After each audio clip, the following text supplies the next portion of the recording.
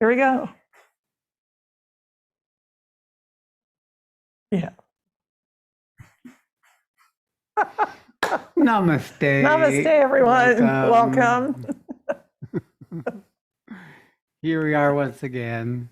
I have no idea. I don't know if people are seeing this meeting is being recorded. Yes. I guess we don't know how to close that down yet. Oh, it'll close down. Watch what happens. Okay. There we go. So Sat Shree has big news to share. Guess what? The reality has manifested.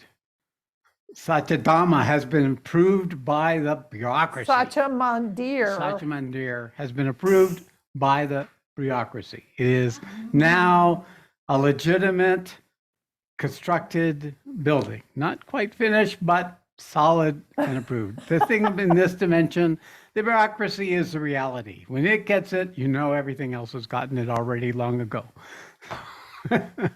Proof So it's pretty exciting. Proof of the manifestation. Yes, they came out this morning, did the inspection, and approved. Yes. And so we also have another announcement to make. So we're going to just make the announcement, and then we'll put it on the website, that we have now officially named the whole residential program, which has always been just the residential program. So it will now, from here on out, be known as Satya Dharma Center for Truth Consciousness. So that's a big deal too. Yes. So lots happening. So that just happened this morning too. So both got launched.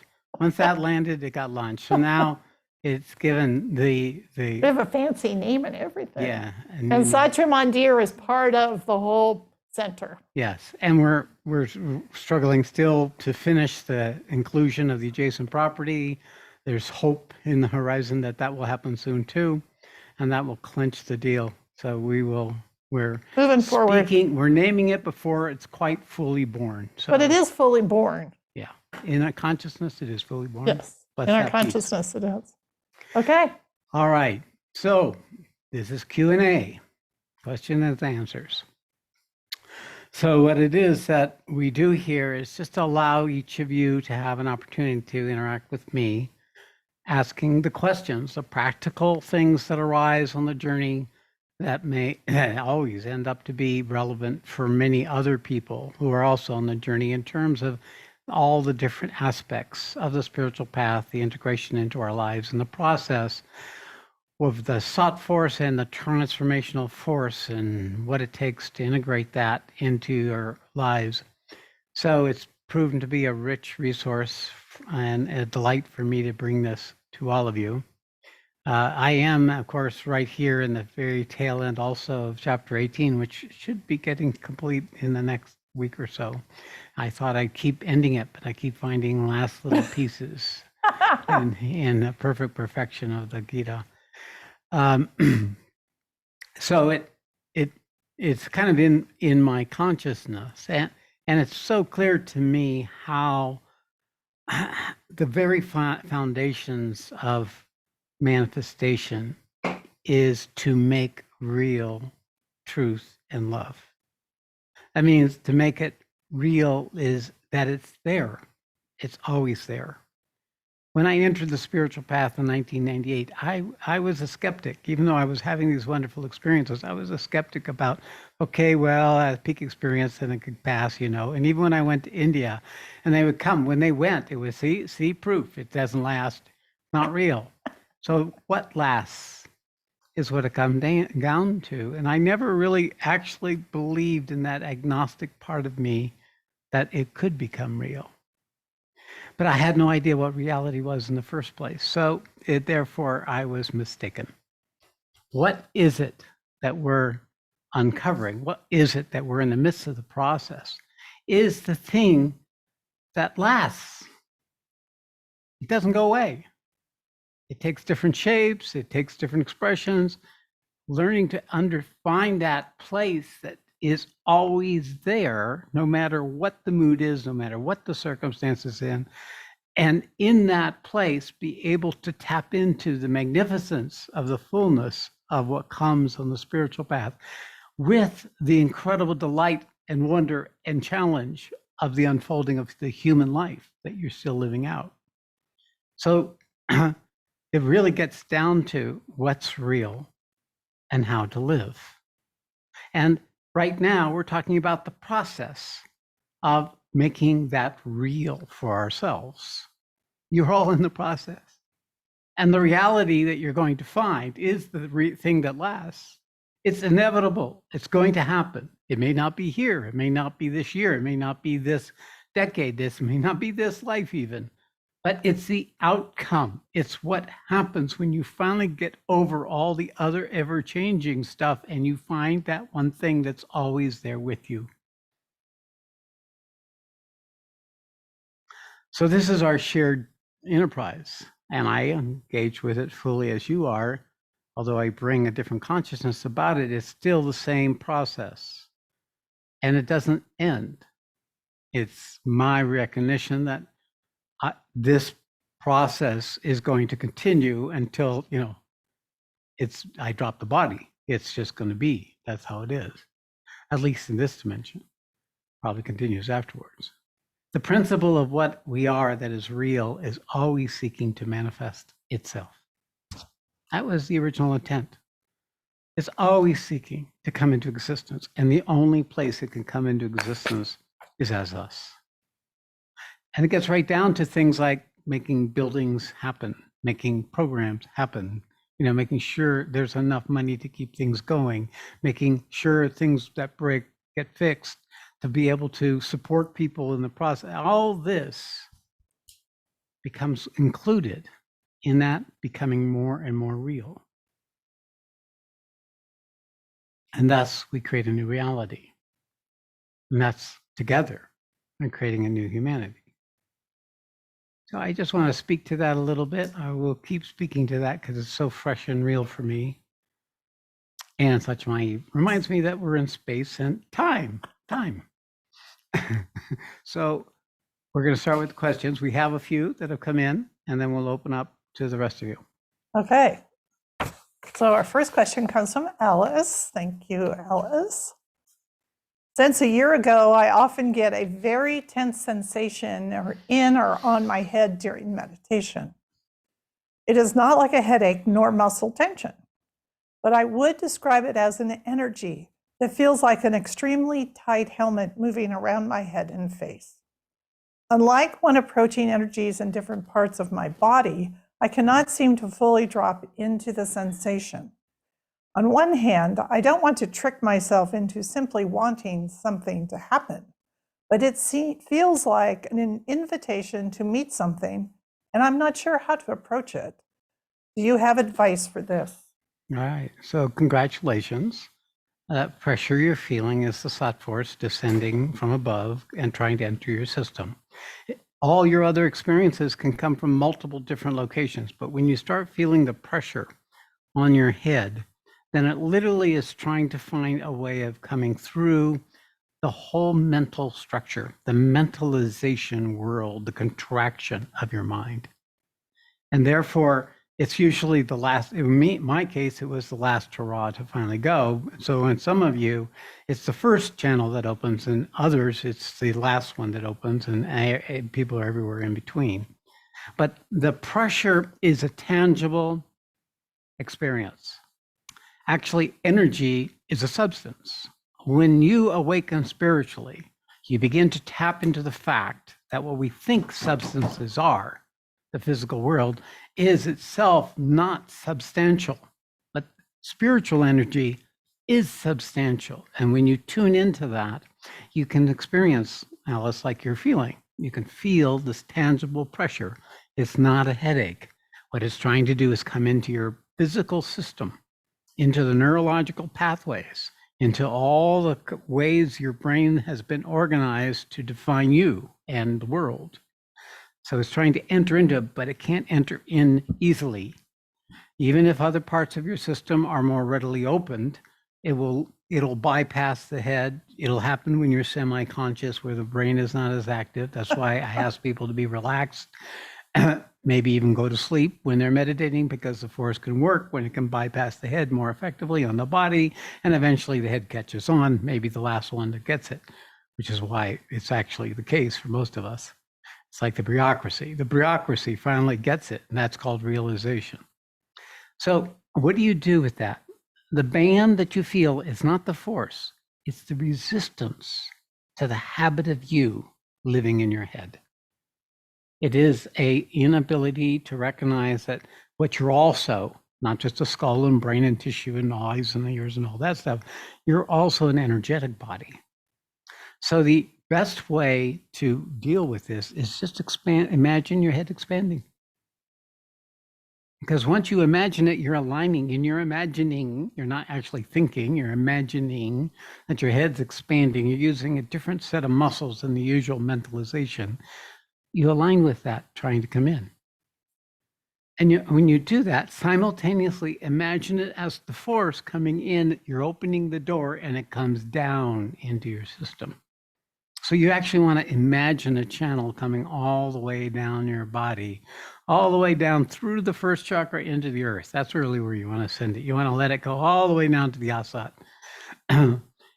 Wherever it does, we'll see, because it takes time. What we are in our awake consciousness doing these kinds of methods is not what we are in the multi-level dimension of our consciousness that's not immediately available. But the imagining opens the door, opens the pathway, and allows the force to come in. And that's what you'll see. The nature of the Sat force itself it's like the core fierce aspect of the Sat. So when you can feel it, it is often a burning or a fierce light, a fierce igniter in your system that has a channel that'll go down through the core of your body. All the other spiritual experiences come usually from openings or shifts from energy that comes from other frequencies, not just the Sat that our body has happened to be more attuned to. It is what you want. It is a good sign, and that's what to do with that. So there you go. Okay. Our next question. Next question is from Yama. In chapter 1 of the Mother book, the emphasis is on surrender. How do I know if I am surrendered? How do I know the areas in which I am not surrendered? Seems that standing in my own authority may look like resistance or doubt, yet it is my following the knowing of this inner authority, which has also proven itself to be true. Mainly, I am interested in this surrendering to the Mother. How does she show me what is needed? It's very good. So the nature of surrender is evidence of an outcome. It's evidence that the resistance has fallen away. Surrendering is the effort of letting go. So the state of surrender is a state of consciousness where all is perfect as it's arising, and you are in a state of truth and love. It could express itself as peace or stillness or relaxation, or presence. All of these are evidence that surrender is present. Surrendering, however, is evidence of the inging, the ego-inging, the ego ringing, ego making its noise. It is usually, no, not this. I don't like that. Reactivity, emotional content, stories, finding yourself getting plugged by this or that, right? No surrender is possible. But in fact, one sense, it's a surrender to the content. When you're in that state, you're unwittingly becoming a means for the content to manifest. But when you're in surrender itself, you are the means for truth and love to manifest. That's quite simple. Now, the other thing of true authority, true authority only exists because you have an ego. The Supreme Being itself doesn't have true authority except through others that recognize its authority. And therefore you give authority to the Supreme Being. So it's only this organizational principle that has given us a sense of personal self. So true authority is the part of that personal self, part of the ego, that's aligned with surrender. And it's aligned with this new possibility of the unfolding of what the truth is of what you are in your personal self. So if we find ourselves in true authority where we're taking a position, we have to look to see if that true authority has a position, because then the ego is laying claim to some aspect of that personal authority that is coming from your ego. And it's inevitable. There'll always be some degree of that. Even the best ego still is a reference point for the universe to know itself. Otherwise, it wouldn't know anything. It just disappears like we do in samadhi or we do in deep meditations.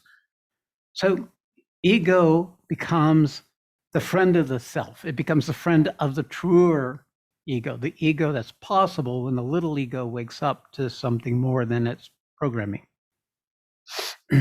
So true authority and surrender is the path from ego to supreme.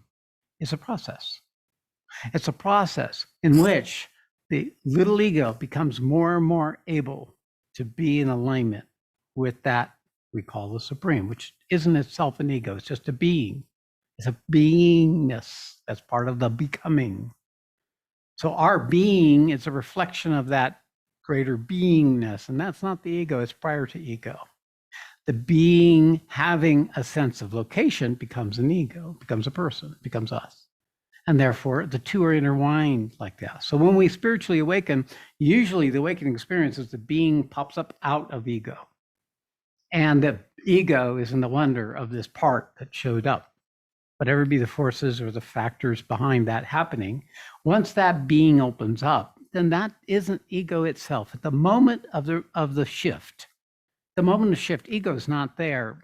There is a location, and there is the experiences that are happening, the awareness that's expanding to the wonders of that happening. But the ego doesn't come in till later. And then it starts claiming it, tries to understand it, tries to convert it into another means for it to enhance itself and to survive in whatever ways that it may be possible with this new thing.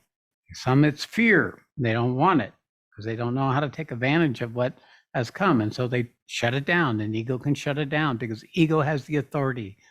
It is the one that has been with you defining what's real and not real up until your spiritual awakening and on the path of spiritual awakening.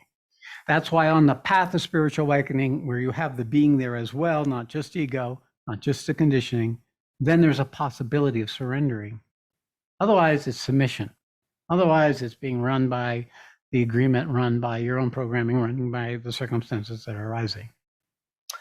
Making the distinction between these two can only come when you get sufficient capacity for self-inquiry. When you have sufficient capacity for self-inquiry, you can begin in the field, strengthening your field of being, you can begin to see ego rising. You can see where the investment comes in. You can see where the reaction comes in. And from the vantage point of the being, the ego gets informed. It becomes a more effective expression of being by discerning, by seeing truth from untruth, feeling what's going on and giving importance in the recognition of, oh, that is aligned and that's not. This brings me more suffering. This brings me peace and presence and love. And we begin to become collaborators with the process. And the process can only happen if you have an ego. You can't be spiritually awakened if you don't have an ego. Spiritual awakening for someone who's so disjointed, like mentally unstable, is not, that can't go anywhere because there's not a central person that could take that person anywhere. So it's the structure of the design. So surrender is evidence of love and truth being present. Surrendering is the work. There you go. All right. Well, Okay, next. thank you, Yama. All right, this comes from Julie. I have several persons that I feel devoted to. This is, at the moment, a bit confusing to me. Do I have to make a choice? Devotion is devotion. Who's experiencing the devotion? You're experiencing devotion. What is the object of your devotion? They're just the means for you to experience your devotion. So often, devotion is able to be enriched by having other means of devotion. Devotion is an experience. It's not an act of commitment or obligation. It's not an agreement. It's what happens when you align with a possibility that that object or person or circumstances is presenting for you. So devotion is an experience of a connection between the ego with all its wishes and desires and wants and all fears, and a possibility that is sensed through the ego by the being. The being is what allows the ego to feel devotion. So when you're inspired or when you aspire, that's the being infusing your ego with the quality of itself, which draws from the supreme itself. And that individual being infuses our ego, and it becomes more than what it could be without the being. And therefore, it's awe, it's wonder, it's gratitude, it's devotion, it's love, it's oneness. All those are words that describe the principle of devotion. Devotion brings up in us. It is also like surrender, evidence of a movement of our ego in alignment with our being to that which is actually the source of both. And is the recognition of that greater possibility. It is like also a possibility in human life. Something opens up in your life that was unexpected. Even that possibility is one of the expressions of moving into relationship with existence with a sense of more, greater, truer, perhaps. When we enter on the spiritual path, that devotion is always going to eventually take us to what we are in truth, the manifest aspect of that one supreme being. Interimly, devotion is a very nurturing biochemical event that happens in the body that at some point becomes a fire. So therefore doesn't feel nurturing. It becomes a passion. It becomes misery. It becomes a undoing of all the little contracted parts of everything in us that was ever emotional, anything in us that was ever had feelings or senses for the world, not just the mind, but all the parts of our system opens up in devotion, eventually purifying themselves in the fire of that devotion. Just like we can purify our awareness in the fire of knowledge, of knowing directly, knowing the supreme. Devotion is the means in which we can be in the fire that allows us to experience our connection to all that lives, all that exists. So devotion, whatever source it comes from, may it be many, it may it be unlimited, not just three, not just one. But there's another aspect of devotion. It captures our attention. If there is an object that triggers our devotion, it captures our attention. Our attention is the most powerful force even our human ego has, because what we attend to, we make real. Therefore, the more we feel devotion for an object, the more we are likely to become what that object is, not become with our projection of what that object is, but to the reality of what that object is. Be it a tree, be it the blue sky, be it a teacher, a guru, be it your husband, your wife, your child. Devotion finds many. We merge with that which we are devoted to. That's one of the expressions of the devotion, where the one piece moves into relationship with the other piece. We call that love. We call that affinity. We call that any kinds of words you want, but it's the same process. Now, therefore, though, when we come to the spiritual path and we begin a process of transformation, there's kind of a point in the journey where you sample all the different means in which devotion or knowledge can be enriched or enhanced. But at some point, we start making movement. At some point, we start leaving the launching pad. And in that point, you better be focused, right? Because you'll fall over. Because you start lifting up, and like a rocket ship, you have farther to fall. And at first, you don't have any parachutes. So if you go up and you can't keep that going, you go down. because there's a certain inertia, like rules of this dimension called gravity, but it's also spiritual, called that inertia, the tendency to return to the original condition. So when you have devotion, it becomes a powerful means of organizing your consciousness on the spiritual path if you are devoted to an object that reflects that devotion back to you. That is another living being. So when you are devoted to me or to any guru, you evoke the same principle in that being in response.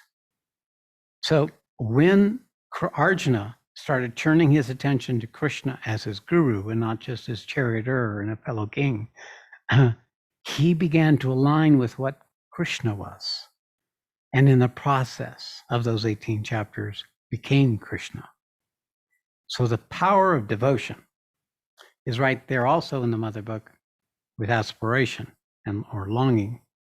This aspiration evokes the devotion in whatever you're applying the attention of that aspiration to.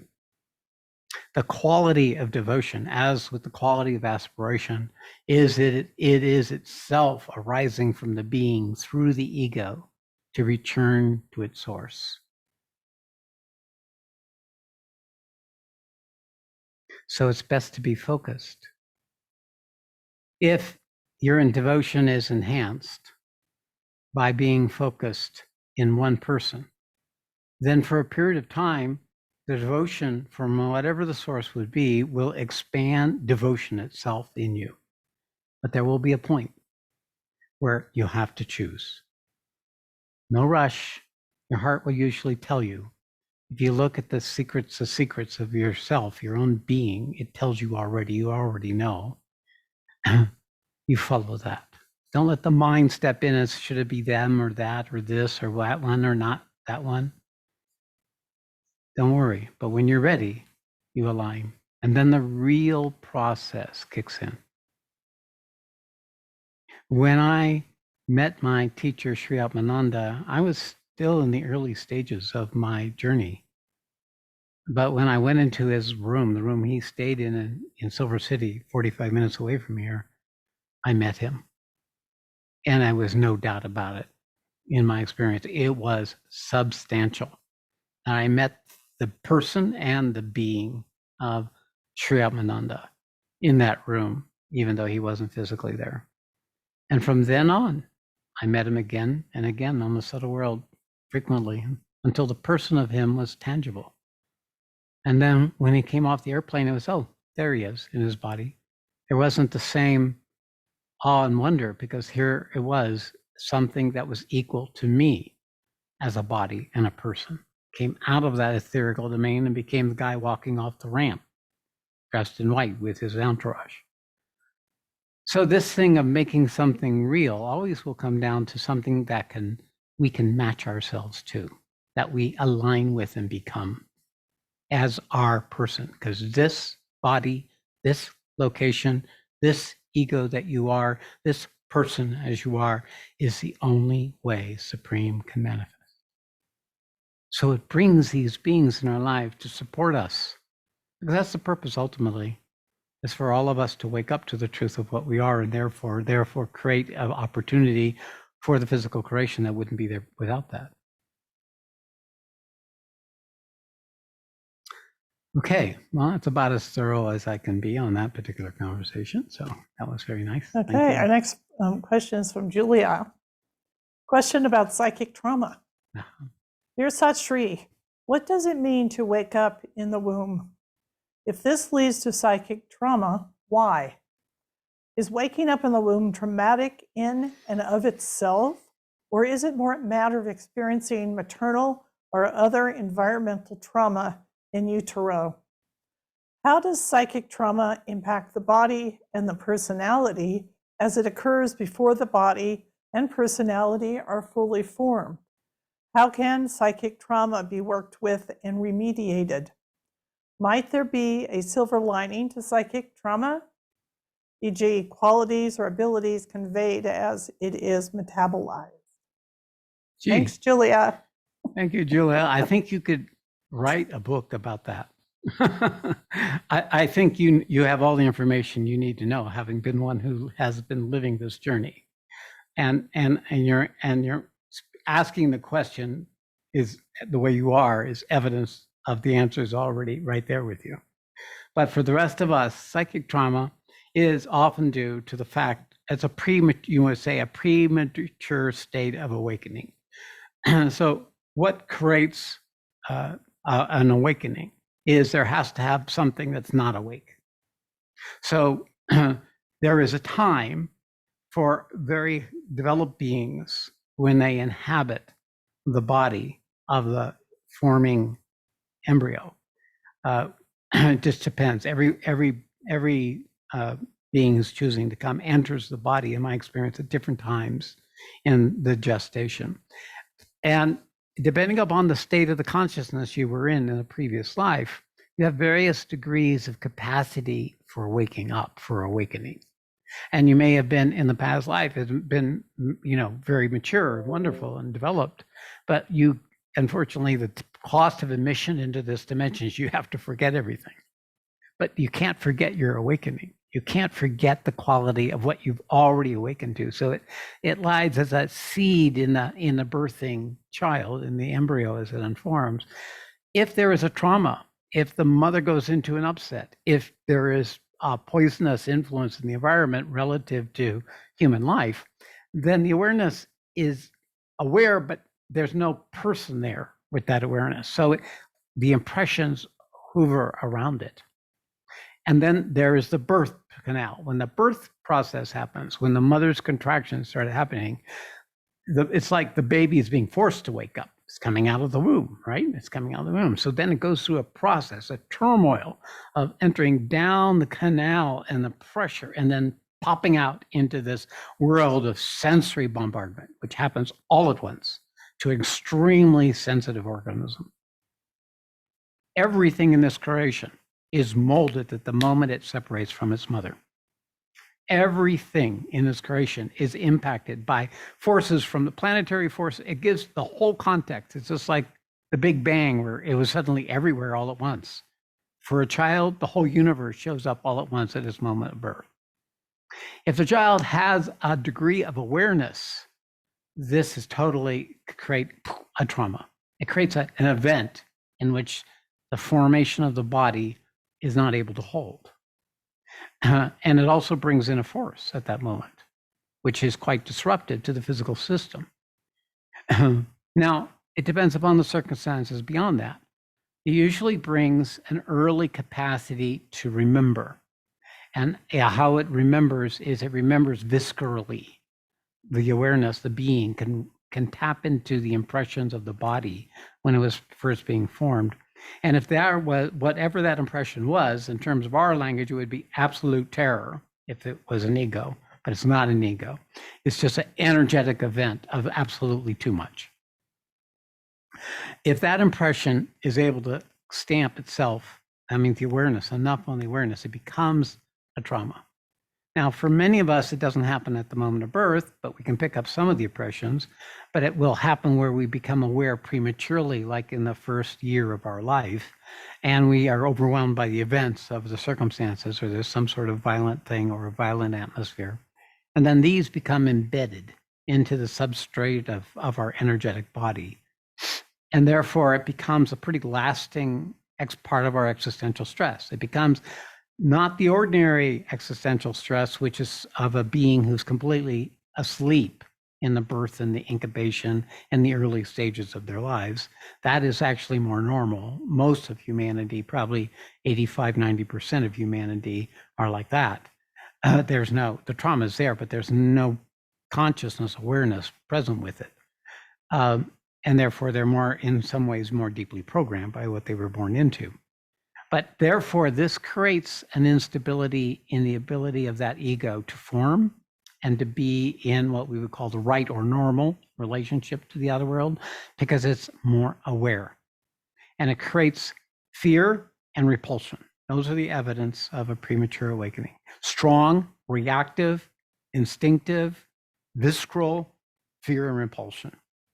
and it's wired up into the entire nervous system as if some little event could be the threat to the physical existence. So it's a hypersensitivity. How do you deal with that? Is two factors. One, if there was love in your life, if there was a person who physically was there with the child sufficiently so that the awareness could be soothed enough that it could come into its body without the stress, would rather take the embodiment of the mother or the father or the family member or the caretaker into its vibration, and it would heal that particular aspect of the trauma sufficiently that as the person then went through a more usual development, they would be more sensitive and more reactive, but not to an extent that can recall trauma. It would be an adaptation. You could say all of life is a trauma to the spirit, but it is really what's necessary. It's an adaptation.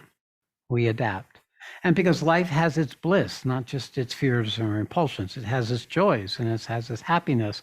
It's really gets down to what we attend to. If you have this kind of factor, if you organize your ego around trying to solve that problem, trying to get rid of your fear and your anxiety and your activity, then you're feeding it. But if you turn your attention to the joy and the relaxation and the love and the beauty that life has, if you have enough mastery to control your circumstances where you can create an environment where you're supported, then the trauma will naturally lose its authority. It will still be there because it's viscerally in the body, but it won't shape what's possible for you in any area of life. I mean, it will shape more just like any ego would, but it would allow you to enter the spiritual path. It would allow you to tap into a relationship with a spiritual being whose force itself, if it's grounded, can help nurture that quality of yourself that is still learning how to be in the body and be in existence in a relatively normal way. So the secret, of course, is love, safety, the feeling of gratitude and recognition of the divine being that's arising in you. That's how you soothe, you manage that part of the trauma. All traumas stay with the body until the body dies. So to a varying extent, you're living with this for the rest of your life. Trying to fix it or make it go away or let it take over your mind, which it does with awareness, take over your mind and anticipating fears that are not real or making something more than it is or obsessing, well, those things have to be managed. You have to restrain those inclinations to leap into those negative stories and rather put your attention on that which nourishes you, that resource, a resource of being in a body and life. So that, I think, gives you my vantage point on that, but I think you've got your own journey, as I well know, and that therefore you're just, what you do is you just keep going because there's nothing else to do. And the fact is that the love that does come, the truth that does come, the embodiment that does come, you're earning each step of the way as you progress more into the integration of what you become. All right, it's a good outcome, by the way. When it's all said and done, it's actually what you would really, really, really want to have happen. So it's not what you fear. It's not your non-existence. It's something beyond all those. Thanks, Julia. Okay, we have somebody already on screen. Okay, looks like John.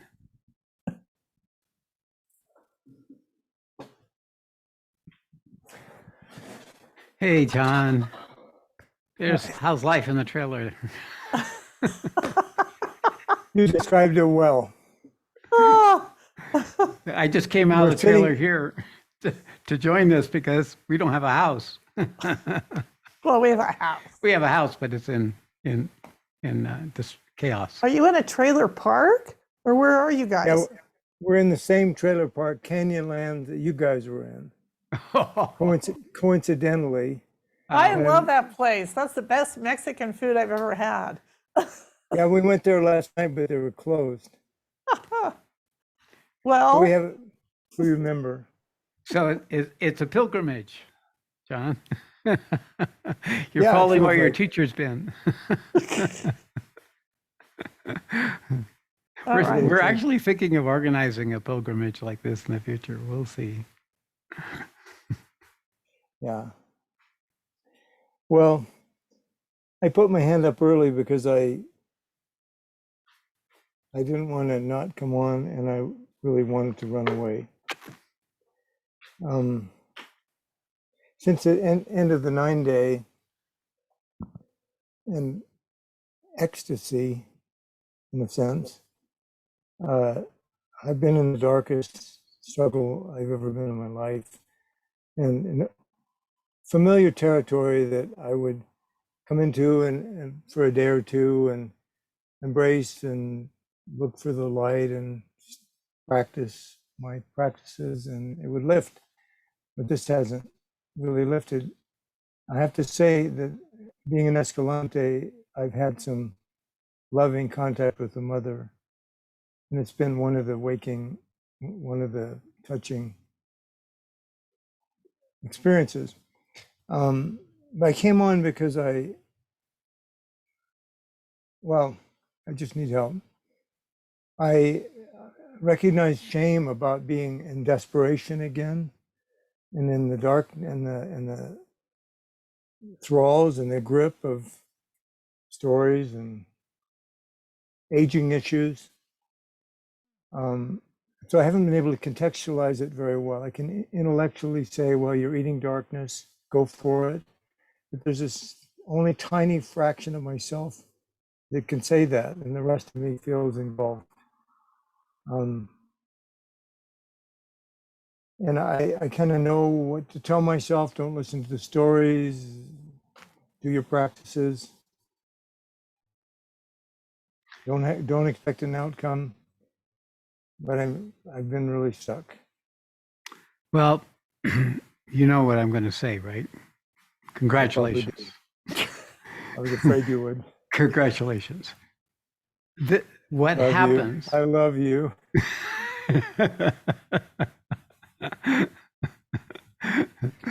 What you're demonstrating is a grounded meeting of that which is left. And what happened in the 9-day, the beast got unleashed. Sat Shree is going to put our household terror into a safer location. There's not. That door doesn't latch. I'll put a chair in front of it. I thought that's what you did last time. All right, so managing your environment. So what happened in the 9-day opened up a whole new possibility in your consciousness. And inevitably, what happens? It looks to embody. It looks to integrate. So it enters more deeply into the structures that you've been able to compensate for in a lesser state of consciousness, make it go away. This won't let you make it go away. You're going to have to stay with this until it shifts. Now, this conversation is going to help you because you've been doing it by yourself. You do have to do your part. But now that we've talked, this force will come in and assist you with this. I keep my distance so I don't intervene in you meeting your own issues because that's what'll happen. I shorten the path. But even so, there are times of despair, times of overwhelm, times where you can tap a resource greater than yourself that your little miserable ego at that moment can't access. And that's what our relationship is about. So what you've done is exactly correct in that way too. So congratulations on taking the right action. So, but you now know a part of the foundational organization of your ego. You're meeting viscerally the shame, the diminishment, the compromise, the adaptions, and all that shit. It's in your body. So you got to come into your body with these things instead of up here or into the emotional body. You want to get into that kind of core physicality of where is it located? Is it my gut? Is it my back? Is it my side? Is it here? Is it there? And attend to those spots because it will, when you start attending to the body, where these patterns, deeply embedded patterns live, is in your body. When you attend to them in your consciousness, especially if you're connected to me or to a greater principle, they resolve in that moment. And I remember and know this is what I need to do. And I've had more awakeness or more sense, especially of my feet, as my gait has gotten weird and I shuffle and I stumble. Whenever that happens, instead of making Parkinson's out of it, I make opportunity out of it. I'm awakening by this stumbling, and now what? Take it in, and I feel it in my belly. I feel so much of the time kind of locked upness in the belly. The last 2 days, really strange experience. My left nipple is just vibrating like electrical shocks. That I look to see if it's twitching because it's so physical. I don't know what it means, but it's an experience. Right. It's very good. Yeah. So it's your body. Well, basically, you could say it this way: the Supreme Being is making room for itself in your body, Mm. and it's in every little avenue that happens to be open at the moment. Any little stream of the nadis, any little thread of the branches of those nadis into the nervous system, it'll keep making room for itself. It's maybe having to learn how to walk in your body. And so it hasn't quite animated it enough down there to do that gracefully. So, but of course, it wakes you up a little more as you stumble and trip in ways you never thought you could stumble and trip. So, but this is what's happening. I mean, actually, this is the truth of what's happening. It's not an abstraction for me. These are substantial, real events that happens to almost everyone at certain stages of the journey. So you're just in that process. Endure calmly, because it's not any different than what your being longs for. It is just what's showing up in the space of your aspiration, the space of what it is that's longing to come into existence as you.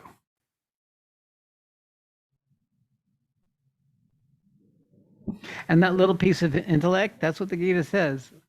To those who are devoted to me, 11th chapter, I give the yoga of intellect. And that's how it is. It's just this little voice that says, just keep doing your practices, keep trying to do the techniques, that is the way we reach beyond ourselves and collaborate with the process.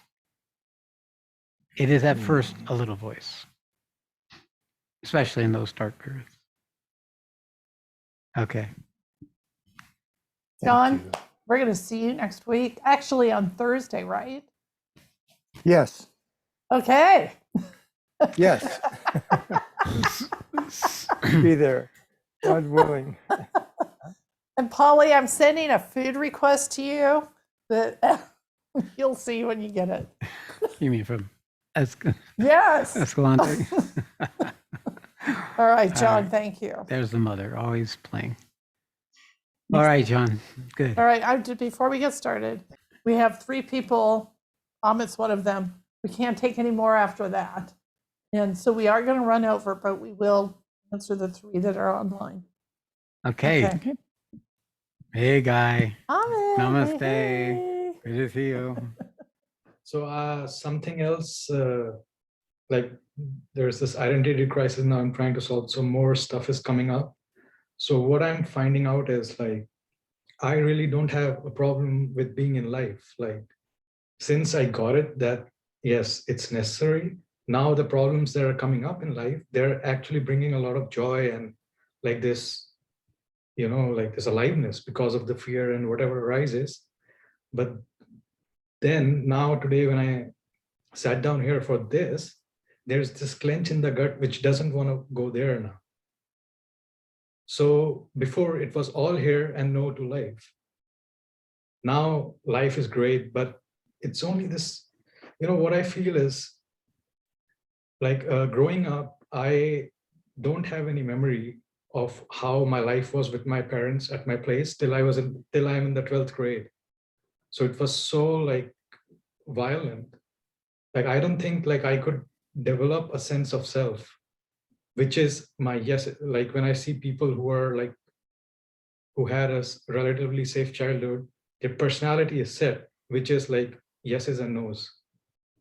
So that gives the consciousness a stability of who I am. I don't feel I have that. So my gut is desperately trying to find a safe place. Wherever it finds safety, it just clenches. Okay, this is it now. Oh. So I have like this problem shifting from either life or spirituality. Like I have so much love right now, like flowing through my body and my heart, my awareness, but in my gut, because now it knows that I have to be in life, there is this terror of being in spirituality. Like there is this poison, like not, and it's scared. I can tell. Like it's like this little kid not knowing how to be. Like where should I be? Just give me a place, and I can just like make base. Yeah, but it's not your own. You're looking outside of yourself for that, but you're in the process of making it your own. You are speaking with a lot of authority right now, so you're obviously embodied to a great extent in this, what you're saying, the place you stand. Part of it is there's other things that are more complicated in your system on it because you're linked with very powerful awareness beings, as I may have mentioned to you in our last communication, and therefore there's a certain unwillingness to come into the world with that part of you. It's like a both a fear and an angry at having to be diminished by being in a body, having to be diminished by being a human being. Right. So there's a fear of it and a repulsion to it, and those are the signs of a very developed awareness. And your culture tends to link with those beings, and it tends to carry with you. So when you come to a path like this one, which also includes embodiment, the Gita path, then you start encountering very normal things that seem unnormal. And the normal thing is that a developing child doesn't know who they are. Right. And they go through a process of trying to figure out what that is. But some people get stuck in that, and they aren't able to create a yes and no, this and that for themselves as persons. Well, you've crossed that threshold. You have now, you have found the true individuality. Your ego is now a collaborator with your consciousness. But I think it's something that when you meet with me, when I'm here, there's something in you that resents me and wants me to go away because it doesn't want to be reminded of this lesser position that is still unexperienced, still met. Many of these great beings don't take bodies because they're afraid. They're cowards. So they work vicariously through other souls open to them and work out some degree of their stuff through them, but it doesn't ever resolve because it has to be your body, it has to be your life to resolve it. I think you're in that place. You're one of those beings that is in the process of truly choosing to be a human being. And therefore, you're meeting all these parts of yourself in all the different stages of your life where you weren't grounded, where you weren't a person, where you weren't able to be organized, because in your awareness, you weren't. Your personality was there. You were able to act and move and do about and go to school and do the things you were supposed to do, but you didn't have that, what has now come to you, a sense of stability. You have the sense of stability. You enter into this part of yourself that's still wavering, that still goes into reaction, that still goes in repulsion, and just give it a hug. Say, hey, it's cool. You can be just like you are. You know, because I'm here now. Okay. Yeah. Okay. Because this part of you still lives. It can only be soothed by you. You're the one in this authority that you are now who gives a hug and says, it's going to be fine. I know, because I am you and I'm your future. You talk to it through time and you give them a hug and say, hey, it's cool. So the resistance in the gut when it moves from like spirituality to life, that's just a no, like no. That's a normal process. It's when you're meeting things you haven't been able to be in relationship with before, there is this transition. And so why is there like such a separate, like before, like even I would say like 3 days ago, I could watch like 10 hours of crowd, and I did 8-9 hours of crowdcast, no problem. And there's, man, it's great. And now that I've got that I have to be in life, there's this resistance in the gut to even watch an hour of. Yeah, I think that's because you have enough of this. You now have to live your life. And as I say, you have to be, I'm not going to be of use to you until you're actually back, you're in a relationship, in a life that serves your next stage of your journey, which is your embodiment. Yeah, that feels true. Yeah. I need more of life and less of, Less because of this. it's so readily available. I get Yeah. bored now, maybe. I don't blame you because you're saturated in all the parts of you that are already developed. Yes. So you have to bring up the parts that are less developed before you can get any further Other, benefit. right. Yeah, that makes sense.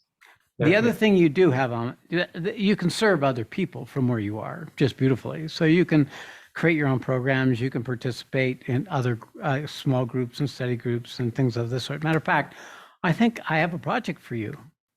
Oops. Yes, that'll help you ground and help you be involved in the community in a stable way, which will make the Gita more alive for you.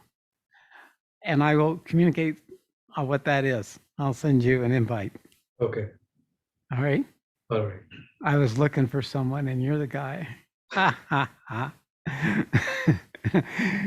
All right, moving on. Moving on. Love you, Okay. Ahmed. Moving on. Next up is Lena. Ah, Hi, hello, my Sat dear. Shree. Hello, namaste. Hi. Namaste. Uh, mm, I am in a period with a lot of stress because I have to move. And I'm moving to a better apartment, but there's a lot of work that needs to be done. And it's very complicated. And I have realized that I'm trying to control all these different elements. And it's not working very well. I get extremely stressed, and I'm trying to sort of be open to leave it up to the higher forces, and try not to control, but to allow things to happen to me, so I don't create it, but it comes to me instead. And it's like I'm used to function in a certain way, and I'm trying to now do it in a different manner, or let it happen to me instead. And when I'm in that place, because that has happened, all of a sudden I feel tremendous joy and expansion, and it's like abundance comes to me.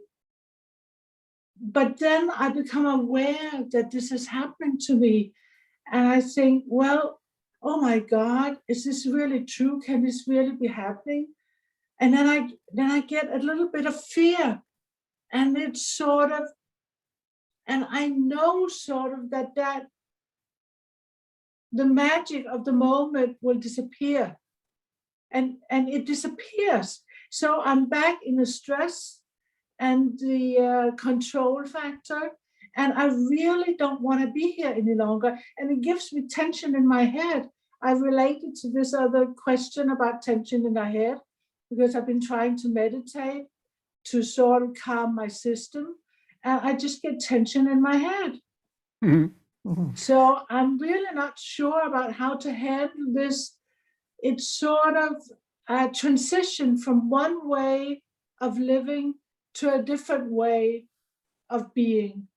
Congratulations. You've joined me in the work. You're in the transition, just like Ahmed is. It's a transitional zone.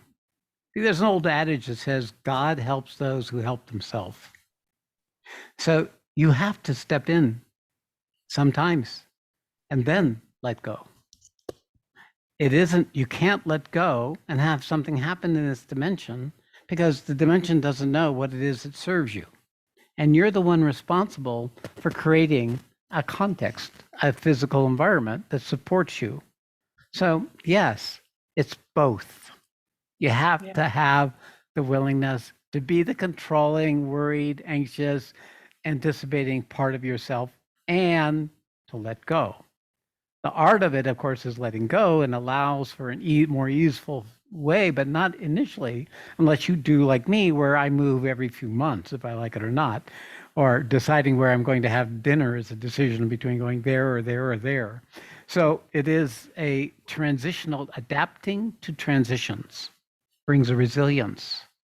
So it's no longer an event for a few times, but becomes a quality of being that is able to be as the ego as necessity requires and let go as soon as that necessity is unnecessary.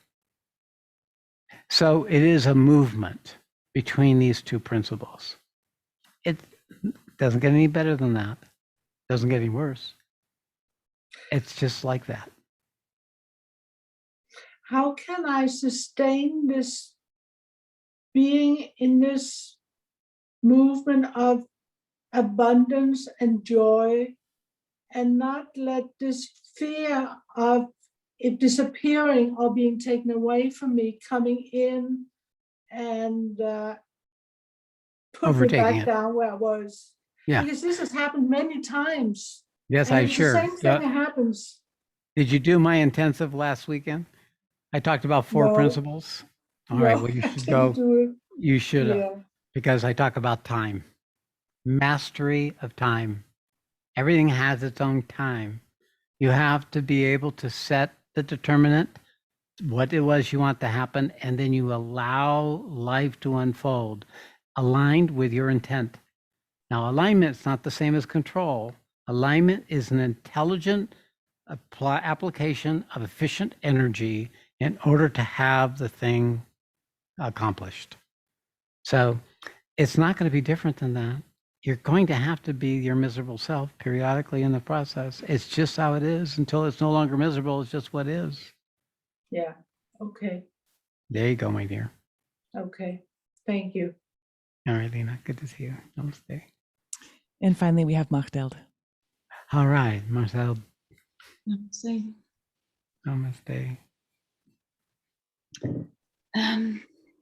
I guess what I wanted to share is that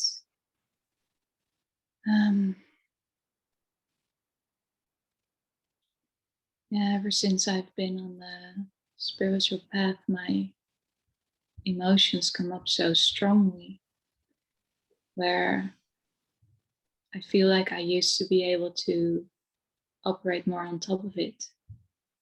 It feels like now the lid has been opened and it's really strong, like the highs and the lows are just really strong in my body. And what I feel right now is like this contraction in my, I think it's gone now. There was a really deep contraction in my diaphragm and in my belly. It was tensing up. Yeah, it's just sometimes it feels really intense. Well, it's moved. Yeah. It just moved. So you did that. Mm. Probably just by bringing this forward. Mm. You've given yourself a spiritual name, haven't you? No, I haven't. No, not yet. No, it'd be good to start an inquiry in terms of what would be a name for you, and then let me know. Something's unfolding. There's no way to be with this but the way you're being with it right now. It's an automatic process as you accelerate into the integration and the fullness of what you're becoming. So, enduring it calmly is, of course, a cliche, but it is a wondrous unfolding, but you're not in charge. The universe is coming in and it's taking over, and it's allowing you to meet things in yourself, because that's where it will land. And you, the person you are, is where it's going to land. So you get what it is that's happening, because that will enrich in your ability to work with others when that time comes. So you just have to be patient and endure calmly this process of transformation. It is a transmutation, means the body itself starts changing. And of course, it'll bring up psychological issues, it'll bring up emotional issues, it'll bring up memories, it'll bring up glimpses and insights into the consciousness you were at different stages of your life. All that is part of the reconciliation of what's happening in your system. So just trust the process. Yes, keep the smile. Mhm. I was so happy because I wanted to bring this forward. I had in this meditation, I think yesterday, this insight, like for a long time, I've been longing to like go home or get out. But there was this insight like, no, that's the usual state. This is the unique process. This is unique that I'm here right now, trying to bring that feeling of home right here and right now in the body. So that also brought this smile and this happiness of being here. Yes. That's right. Yes, to life. That's right. Well, it's an alignment of your whole being that's occurring. So all the disparate parts, all the other parts that have retreated and avoided and been in reaction and repulsion are being brought in to be met and to healed and integrated, because it is the work. Very good. Namaste. Okay, there we are. So thank you all for giving me this opportunity to kind of tap into this ocean of what it is that I am with you. So we'll take some time to just sit together in silence and stillness, a few moments. And then I will look forward to meeting with you again soon enough. World Peace Meditation next Tuesday. Yes.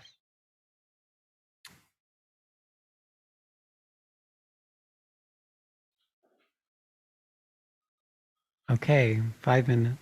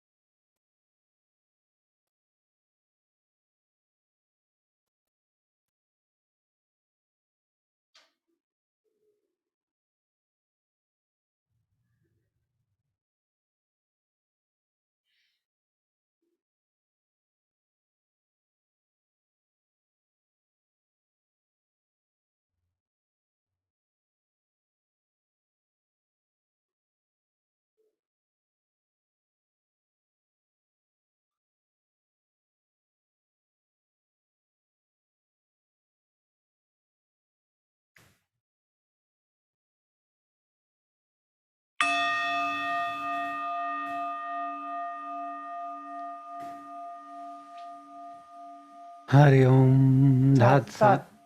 Sat. Hari Om Tat Sat. Hari Om Tat Sat Shree. All glory to Supreme. May truth manifest. Namaste.